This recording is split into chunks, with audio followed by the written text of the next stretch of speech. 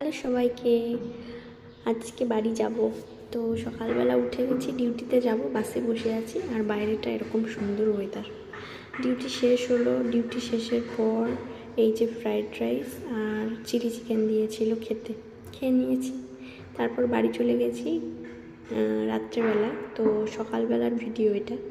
এই যে ব্রেড আর টোস্ট খেয়ে নিলাম, আর এদিকে বোনের জন্য খাট রেডি করছে। ও সেই ছোটোবেলা থেকে বলে যে আমার একটা গোল খাট লাগবে, গোল খাট লাগবে। তো ওর জন্যই মেনলি গোল খাটটা বানাচ্ছে।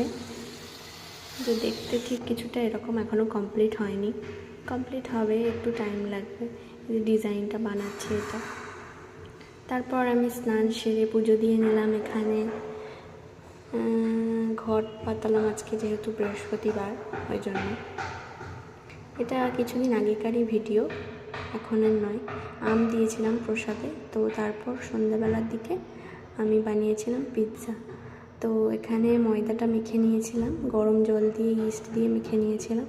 তারপর রেখে দিয়েছিলাম এটাকে কিছুক্ষণের জন্য, একটা বাটিতে তেল দিয়ে তার মধ্যে রেখে দিয়েছিলাম কিছুক্ষণ ঢাকা দিয়ে।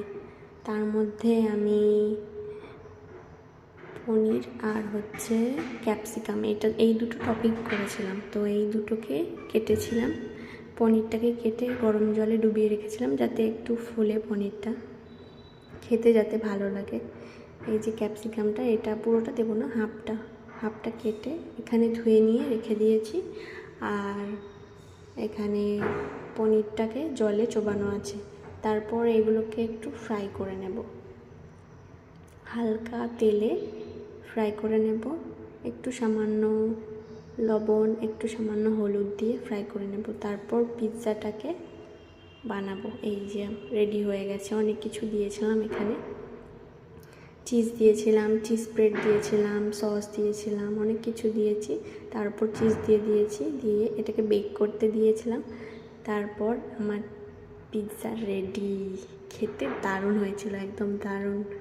তো তারপর স্লাইসটা কেটে মা এই যে দেখাচ্ছে, দেখো, মাও বলেছিল খুব সুন্দর হয়েছে।